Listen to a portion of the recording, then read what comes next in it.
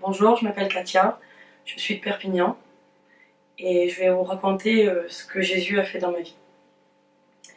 J'ai pas été élevée dans un foyer chrétien, j'ai été élevée dans un foyer où j'avais tout ce que je voulais, j'avais beaucoup d'amour, j'avais tout ce que je voulais, mais dans ce foyer-là, il n'y avait pas Jésus. Et moi, dans ce foyer où je grandissais, par contre, moi j'ai toujours su qu'il y avait un Dieu vivant dans le ciel qui veillait sur moi. J'ai toujours beaucoup prié, toute petite, et je savais que Dieu était vivant. Pourtant, personne ne me le disait, mais je le savais. Un jour, j'ai été dans une réunion avec une de mes tantes, et dans cette réunion-là, j'ai ressenti l'Esprit de Dieu. J'ai pleuré. J'ai demandé autour de moi pourquoi je pleurais, et on m'a dit que c'était le Saint-Esprit qui me faisait pleurer. Donc là, j'ai été contente, parce que j'ai dit, tu vois, je savais que c'était vrai ce que je pensais. Et j'ai fait une promesse à Dieu, et j'ai dit, Seigneur, quand je serai grande, je t'appartiendrai, je serai chrétienne. Le temps a passé et malheureusement, j'ai pas tenu ma promesse. J'ai rentré dans l'adolescence et j'ai fait ma vie comme tous les jeunes. J'ai sorti, j'ai dansé, j'ai été avec mes copains, mes copines, partout où je pouvais aller. Sans faire de mal, bien sûr, parce que j'étais pas quelqu'un qui fumait, qui se droguait ou qui était de mauvaise vie. Mais c'est pas pour autant que j'étais sauvée, parce que j'étais loin de Dieu, je n'avais pas accepté Jésus dans ma vie. Et bien sûr, j'étais perdue. Et je me levais le matin et je savais que j'avais une chose à faire. Toute ma vie, j'ai fait ça. Je me levais le matin et je savais que je n'avais pas accepté Jésus, donc j'avais ce poids sur mes épaules qui pesait lourd à un moment donné. Mais j'ai quand même continué comme ça. J'aimais tellement le monde que j'ai continué à marcher comme ça pendant plusieurs années. Quelque temps après, j'ai rencontré un garçon, j'ai fondé un foyer avec ce garçon. Et quelques temps après, on a voulu agrandir notre foyer et avoir un bébé. Mais ça ne s'est pas passé comme on pensait que ça allait se passer. Ça se finissait toujours par l'échec. Et là, il y a une personne qui est venue vers moi et qui m'a dit, tu sais, c'est pas les hommes ni les médecins qui t'aideront à avoir un bébé, mais c'est Dieu. Et quand cette personne m'a dit ça, tout s'est éclairé pour moi. C'est comme si que j'étais dans une pièce sombre et qu'on avait allumé la lumière d'un coup. J'ai dit, ben oui Seigneur, je comprends pas que j'ai pas pensé avant. Alors j'ai été triste dans un premier temps parce que j'ai dit, Seigneur, c'est pas possible, je vais pas te demander maintenant parce que j'ai pas tenu ma promesse, je t'ai mis de côté pendant plusieurs années et maintenant je vais te demander de m'aider. Et en fait, comme Jésus est bon pour nous, qui est toujours là pour nous, c'est ce que j'ai fait quand même. Je lui ai demandé de l'aide. Et j'ai dit, Seigneur, maintenant je veux te suivre et je veux marcher avec toi. Donc j'ai commencé à aller dans les réunions. Parce que souvent, c'est dans le problème que le Seigneur se fait connaître.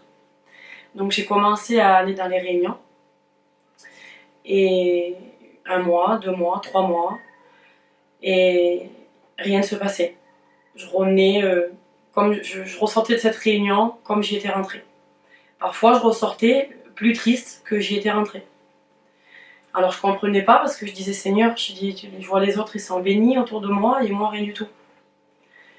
J'ai dit, peut-être Seigneur, je t'ai fait trop attendre, je t'ai trop mis de côté pendant tout ce temps.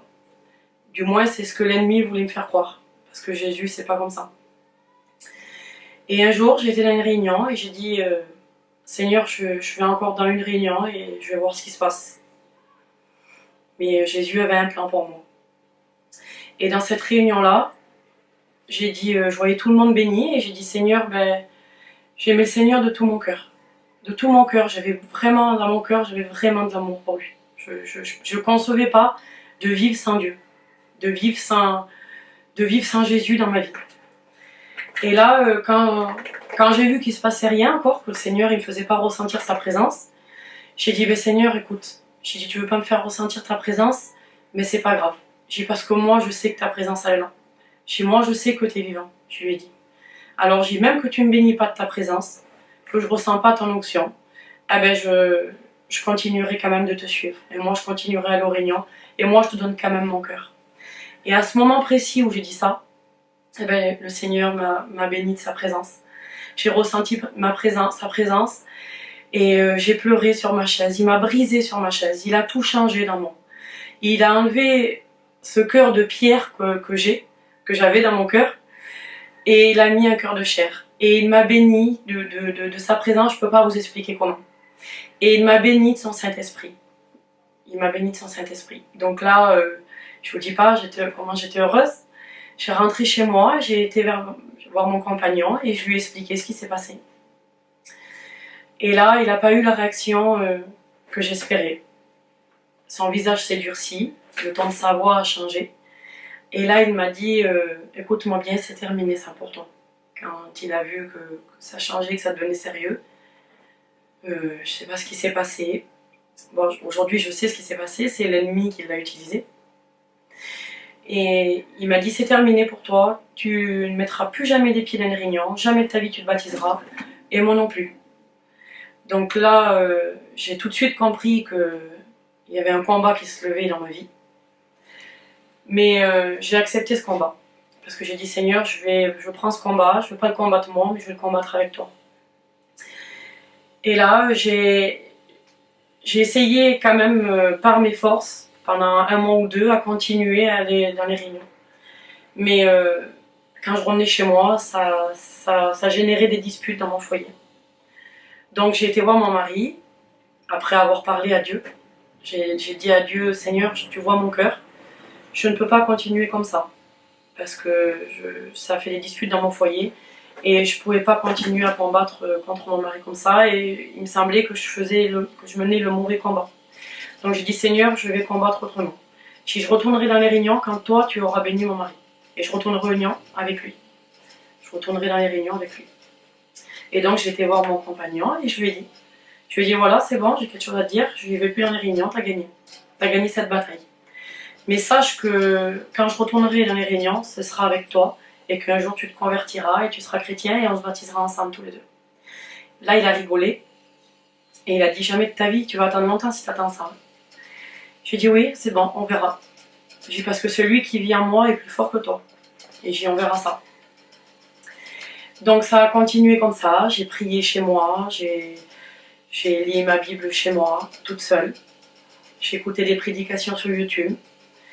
Et avec ça, avec l'aide de personne. Parce que j'avais pas le droit de voir aucun chrétien, à part ma sœur, qui avait le droit de venir chez moi parce que c'est ma sœur. Mais la communion avec les autres chrétiens, je n'avais pas. Parce qu'ils voulaient pas que je parle avec aucun chrétien.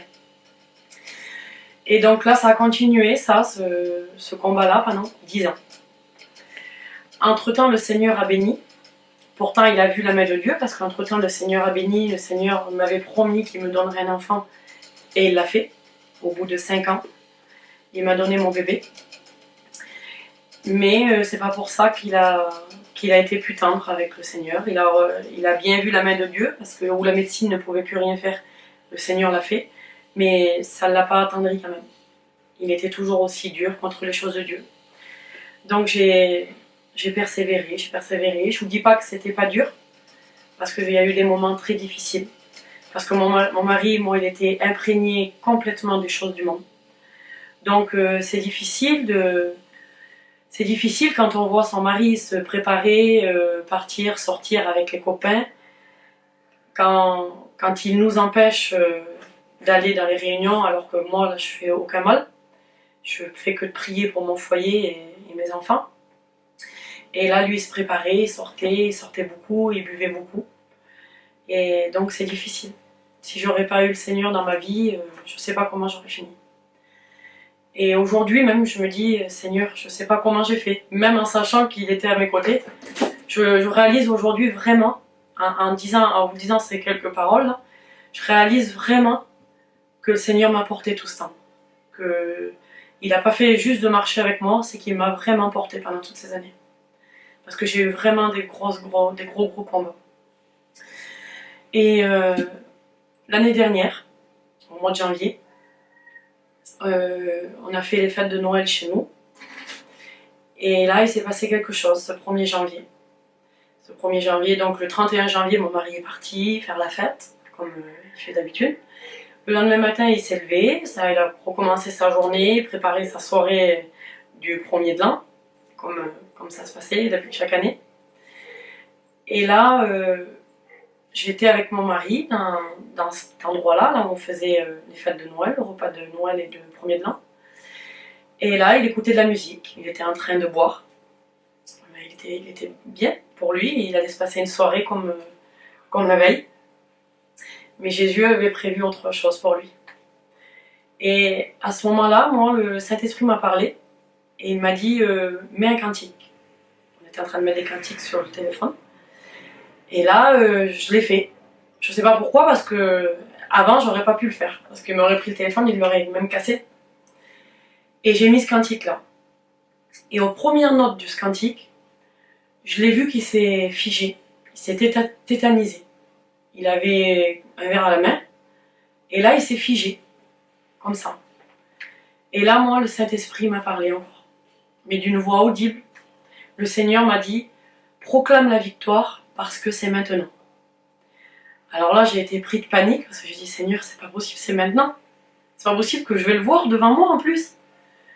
Et encore une fois, cette voix m'a reparlé. Il m'a dit encore une fois proclame la victoire parce que c'est maintenant. Alors là, j'ai prié le Seigneur de tout mon cœur et j'ai proclamé la victoire.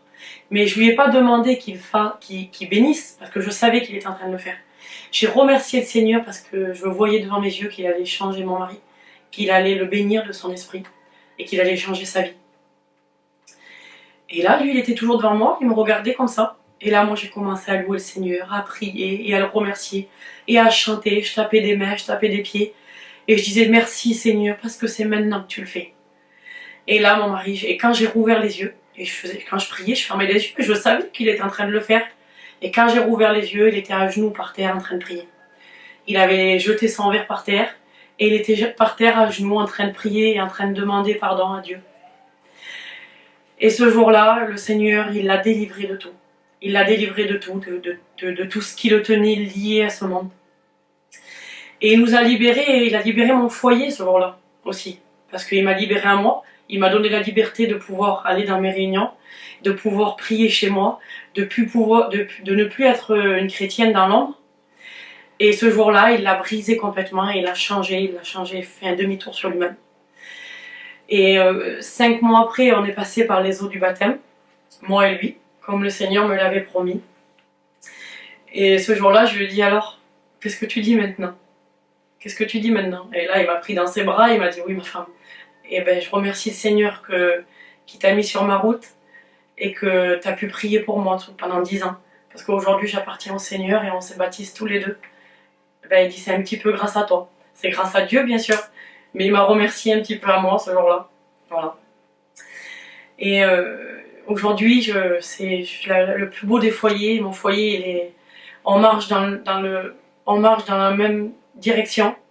On prie ensemble tous les deux. Mes enfants, plus tard, pourront en témoigner qu'ils ont eu le privilège de grandir dans un foyer chrétien. Et si je peux encourager quelques sœurs qui qui ont un foyer divisé, je vous encourage vraiment de tout mon cœur. Je vous encourage de tout mon cœur, même si vous voyez que le contraire. Parce que moi, pendant 10 ans, j'ai vu que le contraire. Je peux vous dire que mon mari, il était très difficile. Très, très, très difficile. Je rentrerai pas dans les détails, mais c'était vraiment un garçon dur. S'il y a des sœurs qui ont ce foyer divisé, je vous demande vraiment de tout mon cœur de persévérer dans la prière. Parce que si le Seigneur il vous a fait cette promesse, c'est sûr, je peux pas vous dire à quel point, que c'est sûr qu'il va le faire. Même si vous a promis une autre chose hors des foyers, il va le faire. Persévérer dans la prière et le Seigneur il va le faire. C'est la plus belle chose que j'ai pu faire dans ma vie. Que Dieu vous bénisse.